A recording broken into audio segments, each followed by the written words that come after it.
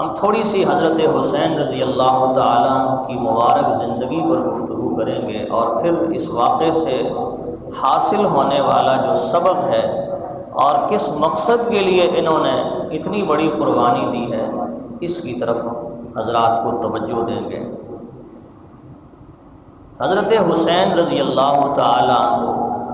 4 ہجری کو یعنی آپ صلی اللہ علیہ وسلم کی مدینہ منورہ ہجرت کرنے کے 4تھے سال مدینہ منورہ میں پیدا ہوئے۔ نام ان کا حسین رکھا گیا، کنیت ابو عبداللہ ہے، اور لقب ان کے 2 ہیں جو نبی صلی اللہ علیہ وسلم نے عنایت فرمائے ہیں۔ ایک لقب ان کا ہے سید شباب اہل الجنہ، یہ جنتی جوانوں کے سردار ہوں گے، یہ ان کا لقب پڑ گیا تھا، سید شباب اہل الجنہ۔ اور دوسرا لقب حضور پاک صلی اللہ علیہ وسلم نے اپنی گودی میں بیٹھا کر فرمایا تھا دونوں کے بارے میں، ہمارے ریحانتایا فی الدنیا، یہ میرے دونوں پھول ہیں۔ تو یہ 2 لقب ہیں حضرت حسین رضی اللہ تعالیٰ عنہ کے جو نبی پاک صلی اللہ علیہ وسلم سے ان کو ملے ہیں۔ ایک یہ کہ یہ جنتی جوانوں کے سردار ہیں، اور دوسرا فرمایا یہ میرے پھول ہیں۔ نبی پاک صلی اللہ علیہ وسلم نے پیدائش سے پہلے احادیث مبارکہ میں آتا ہے حضرت عباس رضی اللہ تعالی عنہ کی بیوی رسول پاک صلی اللہ علیہ وسلم کی چچی ام الفضل، انہوں نے خواب دیکھا، رسول پاک صلی اللہ علیہ وسلم کی خدمت میں آئی اور وہ خواب بیان کیا کہ اللہ کے نبی عجیب و غریب خواب دیکھی ہے میں نے۔ فرمایا بیان کیجئے۔ ام الفضل نے کہا کہ اللہ کے نبی آپ کے جسم سے ایک ٹکڑا جو چاند کی طرح خوبصورت ہے جدا ہو جاتا ہے اور وہ سیدھا آ کر میری جولی میں گرتا ہے۔ رسول پاک صلی اللہ علیہ وسلم نے فرمایا کہ یہ تو بڑی اچھی خواب ہے، اور اس کی تعبیر بھی پھر حضور نے خود بتلائی۔ فرمایا کہ میرے جسم کا ٹکڑا جس کو میں کہتا ہوں یعنی حضرت فاطمہ رضی اللہ تعالی عنہ، اور حضرت فاطمہ چونکہ میرے جسم کا ٹکڑا ہے، ان کو اللہ جل جلالہ اولاد دیں گے، اور ان قریب وہ اولاد پھر اللہ آپ کی جولی میں اس کی کفالت، اس کی تربیت وہ آپ کے ذمہ ہوگی۔ چنانچہ کچھ عرصے کے بعد حضرت حسین رضی اللہ تعالی عنہ کی پیدائش ہوئی ہے، جو حضرت حسن سے 1 سال کے بعد 11 مہینے اور کچھ دنوں کے بعد 4 ہجری کو حضرت حسین رضی اللہ تعالی عنہ پیدا ہوئے۔ 2 ہو گئے بچے، دونوں کو نبی پاک صلی اللہ علیہ وسلم نے خود نام بھی رکھا، پہلے کا نام حسن، دوسرے کا حسین۔ خود اپنے مبارک ہاتھوں سے سر مونڈا، حلق کیا جو 7ویں دن کیا جاتا ہے، اور کانوں میں اذان اور اقامت بھی رسول پاک صلی اللہ علیہ وسلم نے خود دی۔ آپ ذرا ایک لمحے کے لیے سوچیں کہ کتنی کائنات کی عظیم ہستیاں ہیں یہ دونوں، کہ رس گھولتی ہوئی آواز ابھی دنیا میں آئی ہے تھے کہ سب سے پہلی وہ آواز جو رسول کریم صلی اللہ علیہ وسلم کی آواز مبارک ہے، اور وہ بھی اللہ کی توحید اور اللہ کی بڑائی کے اذان اور اقامت کے، سرکار دو عالم صلی اللہ علیہ وسلم نے ان کے کانوں میں اذان دی۔ گھٹی بھی رسول کریم صلی اللہ علیہ وسلم نے خود اپنا لعاب مبارک، اپنی زبان مبارک ان دونوں حضرات کے منہوں میں رکھی ہے اور اپنا لعاب ان کو دیا ہے۔ علماء فرماتے ہیں کہ یہ کانوں میں اذان جانے کی اور منہ مبارک میں حضور کے لعاب مبارک کے جانے کی یہ برکتیں تھیں کہ ان دونوں ہستیوں کی شان دنیا میں عجیب بن گئی۔ حضرات صحابہ ان کو بڑا پیار کیا کرتے تھے، اٹھا لیا کرتے تھے، چھوٹے تھے۔ حضرت ابوبکر صدیق رضی اللہ تعالیٰ عنہ فرمایا کرتے تھے کہ علی بیٹا تو تیرا ہے لیکن شباہت میں نبی جیسا ہے۔ ابن علی و شبہ نبی، فرمایا کرتے تھے بیٹا تو علی کا ہے لیکن خوبصورتی میں، حسن میں، جمال میں دونوں رسول پاک صلی اللہ علیہ وسلم سے ملتے ہیں۔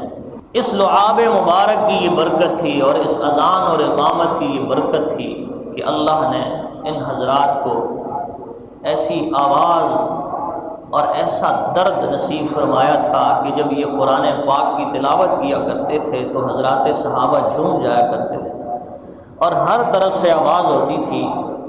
کہ ہمیں اور مزید اللہ کا قرآن سنایا جائے، اور اللہ کا قرآن سنائے۔ حضرت حسین، قرآن کریم کی 7 منزلیں ہیں، 7 منزلیں ہیں، اور حضرت حسین رضی اللہ تعالیٰ عنہ روزانہ قرآن پاک کی جو تلاوت کیا کرتے تھے وہ 1 منزل کم از کم ہوتی تھی، 4 پارے، 5 پارے، 6 پارے، مختلف حصے ہیں، تو اس کی تلاوت فرما لیا کرتے تھے۔ اور جب راتوں کو کھڑے ہوتے تھے اللہ کے ہاں تہجد میں، قیام اللیل میں، تو کبھی کبھی تو پوری پوری رات ہی اللہ کے حضور کھڑے رہتے تھے۔ زہد اور تقوی ان پہ اتنا غالب تھا، عاجزی اور انکساری اتنی زیادہ تھی کہ کسی کے ساتھ بیٹھ گئے، یہ پرواہ نہیں ہوتی تھی کہ یہ چھوٹا ہے یا بڑا ہے، امیر ہے یا غریب ہے۔ کتابوں میں لکھا ہے کہ ایک مرتبہ سفر کر رہے تھے اور مدینہ منورہ کے باہر کچھ غریب لوگ کھانا کھا رہے تھے، مسکین مزدورگار لوگ کھانا کھا رہے تھے روڈ کے راستے کے کنارے پہ۔ جب انہوں نے دیکھا کہ حضرت حسین رضی اللہ تعالیٰ عنہ گزر رہے ہیں تو انہوں نے پیشکش کی، اپنی مسکنت کے باوجود اور اپنی غربت کے باوجود کہ اتنی بڑی ہستی گزر رہی ہے، فرمایا حضرت آپ ہمارے ساتھ کھانا کھائیں۔ انہیں کیا پتہ تھا کہ حضرت حسین رضی اللہ تعالیٰ عنہ نے اپنی سواری کو روکا، ایک سائیڈ پہ کیا، اترے اور ان غریبوں اور مسکینوں کے ساتھ بیٹھ کے اسی زمین کے اوپر اسی طرح کھانا کھایا جیسے وہ کھانا کھا رہے تھے۔ اور پھر جاتے جاتے دعوت بھی دے گئے کہ میں نے آپ کی دعوت کو قبول کیا ہے، اب آپ کا یہ فرض ہے کہ آپ میری دعوت کو ٹھکراؤ گے نہیں۔ انہوں نے کہا حضرت بالکل نہیں ٹھکرائیں گے۔ فرمایا پھر آپ کی دعوت میرے گھر میں ہے اور آپ نے ضرور تشریف لانا اور ان مسکینوں کو اپنے گھر میں بلا کے اپنے ہاتھوں سے کھانا کھانا۔ یہ عجز اور تواضع کی اعلیٰ مثال ہے حضرت حسین رضی اللہ تعالی۔ اللہ نے اتنا حسن دیا ہوا تھا، احادیث کی کتابوں میں ملتا ہے کہ بعض اوقات مشکل مسئلہ بہت آسانی کے ساتھ لوگوں کو سمجھا دیا کرتے تھے۔ تو مکہ میں اور مدینہ میں ان کی شہرت تھی، مسجد نبوی میں لوگ ان کے درس کے، قرآن کریم کے درس کے اور حدیث مبارکہ کے درس کے انتظار میں بیٹھا رہتے تھے کہ کب یہ حضرات ہمیں اللہ کے نبی کے فرامین سنائیں گے، رسول اللہ صلی اللہ علیہ وسلم کی احادیث مبارکہ کا درس، قرآن مجید کا درس دیں گے۔ نماز پڑھتے ہوئے ایک آدمی کو دیکھا کہ نماز غلط پڑھ رہا ہے، تو یہ نہیں کہا کہ نماز تو آپ کی غلط ہے، تو کہا کہ جو نبی پاک صلی اللہ علیہ وسلم کی نماز ہم نے دیکھی ہے آپ اس کو دیکھیں، اور جیسے نبی صلی اللہ علیہ وسلم نے نماز پڑھی ہے آپ اس طرح نماز پڑھیں۔ تو وہ صاحب سمجھ گئے کہ میری نماز میں غلطی ہے اور اصلاح کی کوشش کی تو اصلاح ہو گئی۔ ایک نہر کے کنارے پہ وضو فرما رہے تھے یہ دونوں شہزادے، حضرت حسین اور حضرت حسن رضی اللہ تعالی عنہما۔ ایک بزرگ کو دیکھا کہ وہ وضو کر رہے ہیں اور سارا وضو ان کا غلط ہے، اب ان کو سمجھائیں تو کیسے سمجھائیں؟ بڑی عمر کے لوگوں کو سمجھانا ذرا مشکل ہوتا ہے، تو دونوں نے ایسا عجیب طریقہ اختیار کیا، دونوں شہزادے آئے اور اسی نہر کے کنارے پہ ان بزرگوں سے کہا کہ حضور ہم آپ کے سامنے ذرا وضو کرتے ہیں نمبر بنمبر، آپ ہمارا وضو نوٹ کریں، اگر اس میں کوئی غلطی ہے تو وہ غلطی خدا کے لیے آپ دور کر دینا۔ دونوں نے وضو فرمایا اور بڑے میاں نے جب دیکھا تو آنسو آ گئے اور فرمایا بیٹو آپ نے بہت اچھا طریقہ اختیار کیا، مجھے اندازہ ہو گیا کہ میرے وضو کے اندر یہ کمیاں تھیں اور آپ نے آج آنکھیں کھول دی ہیں، میرا وضو آپ کی برکت سے ٹھیک ہو گیا۔ عجیب و غریب زندگی ہے حضرت حسین رضی اللہ تعالیٰ، نبی پاک صلی اللہ علیہ وسلم کی ان سے محبت اس انداز میں ہے کہ آپ نے پچھلے جمعے سنا کہ اللہ کے نبی نے ان کے لیے خطبہ روکا، ممبر سے اترے، ان کو اپنی گود میں لیا، پھر خطبہ شروع کیا اور پھر ایک مرتبہ اللہ سے دعا مانگی، اللہم انی احبہما فاحبہما واحب من یحبہما۔ کہ اللہ کے نبی صلی اللہ علیہ وسلم کے الفاظ تھے، حضور کو اللہ نے جوامع الکلم سے نوازا تھا، مطلب یہ ہے کہ حضور بات مختصر فرمایا کرتے تھے لیکن معنی خیز بات فرمایا کرتے تھے، مختصر پر اثر۔ دعا بھی ایسے ہی مانگتے تھے۔ اللہ کے نبی فرما رہے ہیں اللہم انی احبہما، اللہم انی احبہما، اللہ میں ان دونوں سے پیار کرتا ہوں، ان سے میری محبت ہے، اللہ فاحبہما، گزارش یہ ہے کہ آپ بھی ان دونوں سے محبت کریں، اور وَأَحِبَّ مَن يُحِبَّهُمَا، اللہ جو ان دونوں سے پیار کرے محبت کرے اللہ تو ان سے بھی محبت اور پیار۔ اس لیے فرمایا کہ حب الحسنین یہ اللہ جل جلالہ کی محبت پانے کا ذریعہ ہے، ولایت تک پہنچنے کا ذریعہ ہے۔ اگر کسی کو چاہیے اللہ کی محبت، ایک تو یہ ہے کہ میں اللہ سے محبت کروں، نہیں ایسا نہیں، اللہ جس سے محبت کرے۔ اگر کسی کو یہ بات پسند ہو تو فرمایا حسنین کریمین کی محبت اس کے دل میں لازمی ہو، اگر یہ نہیں ہے تو اللہ کی محبت اسے نہیں ملے۔ اس لیے کہ اللہ کے نبی نے دعا دی ہے فَأَحِبَّ مَن يُحِبَّهُمَا، اللہ تو ان سے بھی محبت کیا کر جو میرے ان شہزادوں سے محبت ہے۔ آج کی تاریخ ہے ان کی شہادت کا، بہت لمبا چوڑا واقعہ ہے، اس کی تفصیلات 10 اور 15 منٹ نہیں، یہ بہت لمبا وقت چاہیے۔ بہرحال حضور پاک صلی اللہ علیہ وسلم کے یہ شہزادے جس مقصد کے لیے کربلا گئے تھے، مکہ اور مدینہ جیسے شہر کو چھوڑا جہاں حضور پاک صلی اللہ علیہ وسلم کا روضہ اطہر ہے، نانا کے شہر کو چھوڑنا، مکہ کو چھوڑنا، زمزم کو چھوڑنا، صفا اور مروہ کو چھوڑنا، بیت اللہ کو چھوڑنا، مسجد نبی کو چھوڑنا آسان کام نہیں ہے۔ اس سے معلوم یہ ہوتا ہے کہ دین کی بقا کے لیے، رسول کریم صلی اللہ علیہ وسلم کی سنت کی احیاء کے لیے اگر انسان کو بڑی سے بڑی قربانی دینا پڑے تو حضرت حسین نے ہمیں یہ سبق دیا ہے کہ وہ دے دو، اور اپنی جان کا نذرانہ بھی اگر پیش کرنے کی باری آ جائے تو دے دو، کوئی بات نہیں ہے۔ تو مکہ اور مدینہ چھوڑ کر عراق کی طرف جانا یہ صرف اقتدار نہیں تھا، اقتدار تو ان کے لیے ہر وقت حاصل تھا، لیکن بتانا یہ چاہ رہے تھے کہ یہ دنیا کی زندگی عارضی زندگی ہے، یہ حکومت، یہ اقتدار، یہ دنیا کی واہ واہ یہ چند لمحوں کی ہے، اصل تو اللہ اور اس کے رسول صلی اللہ علیہ وسلم کا دین مٹنے نہ پائے۔ اور یزید نے جو حکومت قائم کر دی تھی وہ خلافت کے برخلاف تھی، وہ ملوکیت کی طرف جا رہی تھی، وہ گمراہیوں کی طرف لوگوں کو لے جا رہا تھا، وہ امت مسلمہ کو بے راہ روی کی طرف لے کے جا رہا تھا۔ تو یہ فیصلہ ہوا کہ اب بیٹھنے کی مجھے اجازت نہیں ہے، اور اس پیارے شہر کو چھوڑا اور اپنے پورے کنبے اور قبیلے کو ساتھ لیا، اپنے بھتیجوں کو، اپنے بھائیوں کو۔ حضرت علی رضی اللہ تعالیٰ عنہ کے 9 بیٹے اس میں شریک ہیں، 9 بیٹے، اور اسی طرح حضرت عباس رضی اللہ تعالیٰ عنہ،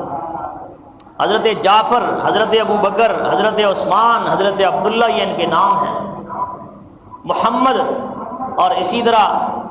عمر، یہ بھی نام بتائے جاتے ہیں جو اس میدان میں حضرت حسین رضی اللہ تعالیٰ عنہ کے ساتھ تھے۔ خود آپ کے 3 بیٹے ہیں، علی اصغر، علی اکبر اور عبداللہ کے نام سے، یہ حضرات بھی ان کے ساتھ ہیں، اور ان میں بچنے والے صرف امام زین العابدین ہیں جو اللہ تعالیٰ نے ان کو بچا لیا، اور نبی پاک صلی اللہ علیہ وسلم کی اولاد میں سے بعد میں جتنی چلی ہے یہ امام زین العابدین ہی کی اولاد ہے، جو آج تک سادات کی قوم اگر زندہ ہے دنیا میں تو امام زین العابدین۔ اور اللہ تعالیٰ نے ان کی عورتوں میں، اہل بیت کی عورتوں میں جو جرت رکھی ہے، کربلا کے اس واقعے سے ہمیں بزدلی نہیں ملتی، اس سے ہمیں جرت کا سبق ملتا ہے، اس سے ہمیں جہاد کا شوق اور ذوق امت مسلمہ کو ملتا ہے کہ خود بھی میدان جنگ کے اندر ہیں،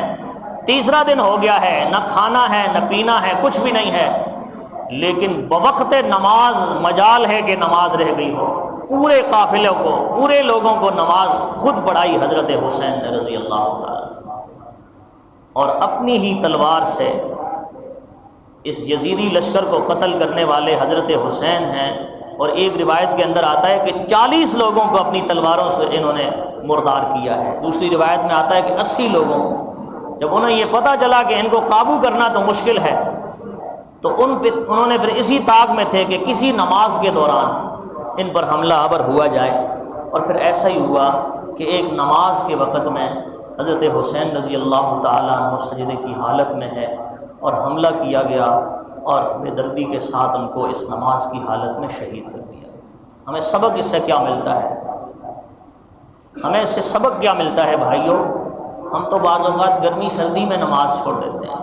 بارش طوفان میں نماز چھوڑ دیتے ہیں، ذرا موڈ خراب ہے تو نماز رہ گئی، تھوڑا سا کوئی مسئلہ ہے نماز رہ گئی جی، اور اس کی پرواہ بھی نہیں ہے۔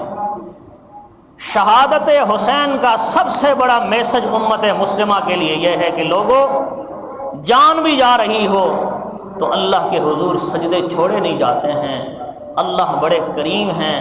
اور اس کی طرف سے ملنے والے جو نعمتیں ہیں اور اس کی طرف سے ملنے والے جو ہدیے ہیں وہ بھی اس کی شان کے مطابق ہوا کرتے ہیں، اس لیے کر گزرو۔ اور حضرت حسین رضی اللہ تعالیٰ عنہ کی جو حضرت علی رضی اللہ تعالیٰ عنہ کی ایک بیٹی ہے حضرت زینب رضی اللہ عنہ، زینب بنت علی، یہ امام زین العابدین ان کے ہاتھ میں، ان کی گود میں بچ گئے۔ باقی وہ سب جلانا چاہ رہے تھے کہ ان کے پاس جو ریکارڈ ہے، جو خطوط ہیں، سب کچھ جل جائے، ان کو راکھ کر دیا جائے۔ خیموں کی طرف بڑھے تو حضرت زینب رضی اللہ تعالیٰ نے ان کو ہاتھ روکا اور ان کو خبردار، یہ بچہ ہے، بیمار ہے، سب کو مار دیا کوئی نہیں، لیکن عورتوں پہ ہاتھ اٹھایا نہ جائے اور اس بچے کو چھوڑ دیا جائے۔ اور پھر انہوں نے جس جرأت مندانہ انداز کے اندر یزید کے دربار کے اندر جو ان کے خطبات ہیں احادیث کی کتابوں میں وہ آج بھی ملتے ہیں، ہماری عورتوں کے لیے بہت بڑا سبق ہے کہ اہل بیت کی عورتوں میں اللہ تعالیٰ نے جو جذبہ، جو حریت کا جذبہ، جو ضمیر کے زندہ کرنے کا جذبہ حضرت زینب رضی اللہ تعالیٰ عنہا نے اپنی خطبوں سے وہاں ارشاد فرمائے، اور اسی طرح حضرت امام زین العابدین کو اللہ تبارک و تعالیٰ نے ان کی گود میں بچا لیا۔ اور پھر اللہ تبارک و تعالیٰ نے اس پورے لشکر کے، پورے قافلے جو 72 لوگ ہیں، اس میں 21 اہل بیت کے لوگ ہیں، 51 جو ہے وہ حضرت حسین رضی اللہ تعالیٰ عنہ کے ماننے والے سچے محبین ہیں۔ اس سے ہمیں یہ سبق ملتا ہے کہ حریت اور آزادی کا جو سبق ہے، ضمیر کے تحفظ کا جو سبق ہے، اللہ تبارک و تعالیٰ نے ہمیں اگر دیا ہے تو انہی حضرات کی خون کی برکت سے اور اس دن کے اس بڑے مارکے سے۔ ایک اور بہت بڑا سبق اس سے یہ ملتا ہے کہ حق کی خاطر انسان اپنی مال اولاد تو کیا اپنے جان کا نذرانہ بھی اگر پیش کرنے کا موقع آ جائے تو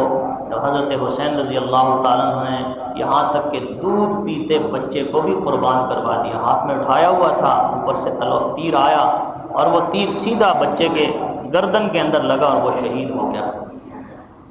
اور ایک اور سبق اس سے یہ ملتا ہے کہ صبر اور استقامت بڑی چیز ہے، بھوک ہو، پیاس ہو، گرمی ہو اور ہر طرف سے دشمن کا خوف ہو، ایسے عالم کے اندر ڈیسیژن لینا، فیصلہ کرنا، جرأت مندانہ انداز کے ساتھ جھکنا نہیں، یہ حضرت حسین رضی اللہ تعالیٰ عنہ نے ہمیں یہ سبق دیا ہے کہ ہر طرف سے قافلے کو روکا ہوا ہے اور ہر طرف سے جو ہے وہ دشمن دندناتا پھر رہا ہے اور پیشکشیں بھی جاری کی جا رہی ہیں، پیشکشیں بھی ہو رہی ہیں، لیکن فرمایا کہ یہ ہرگز نہیں ہو سکتا ہے کہ کسی ناپاک آدمی کے ہاتھ پر بیعت کر دی جائے۔ اس کا مطلب تو یہ ہوگا کہ ظلم، ناانصافی، بے حیائی اور فحاشی پوری زندگی کے لیے امت مسلمہ کے اوپر ٹپکتی رہے گی اور اس کے ساتھ نام حسین کا چلے گا، یہ کبھی نہیں ہو سکتا۔ کٹا دی گردنیں، فرمایا اپنی گردنیں کٹوا دیں لیکن جھکنا پسند نہیں کیا۔ تو لوگوں، ہمارا لیے سب سے بڑا سبق جو اسباق ہیں ان میں سے ایک یہ بھی ہے کہ ہمیں صبر اور استقامت، اور سبق اس سے یہ ملتا ہے کہ دیکھیں بظاہر حضرت حسین رضی اللہ تعالیٰ عنہ کے لشکر کو شہید کیا گیا، حسینی لشکر شہید بظاہر، اور یزیدی لشکر حکومت میں ہے، بظاہر اسے فتح مل گئی، لیکن حقیقت یہ ہے، یہ تو آنکھوں کا دھوکہ ہے،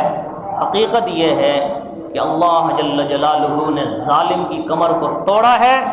اور یزید کا نام لینے والا دنیا میں، یزید کے نام لینے والے، ان ظالموں کے لینے والے، یا اپنے بچوں کے یا گلی کا نام یا مسجد کا نام کوئی رکھنے کے لیے تیار ہے؟ آج تک کوئی تیار نہیں ہے، لیکن حسین آج بھی زندہ اور تابندہ ہے، مظلوموں کی آواز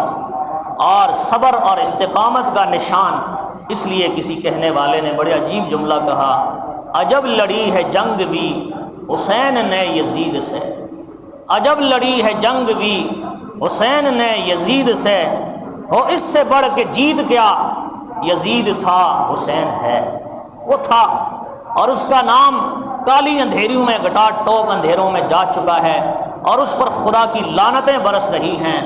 اور حضرت حسین رضی اللہ تعالیٰ عنہ ہیں کہ آج بھی مومنوں کے دل میں گھر کیے ہوئے ہیں۔ اللہ جل جلالہ اس واقعے سے اٹھنے والے جتنے سبق ہیں وہ ہمیں سمجھنے کی توفیق عنایت فرمائے۔ اللہ صبر دے دے، حوصلہ دے دے امت مسلمہ کو، 5 وقت کا باجماعت نمازی بنا دے، چاہے جان جاتی ہے چلی جائے، اور حق اور سچ پر ڈٹنے والا ہمیں بنا دے۔ اللہ عمل کی توفیق نصیب فرمائے۔ آخر دعوانا ان الحمد للہ رب العالمین۔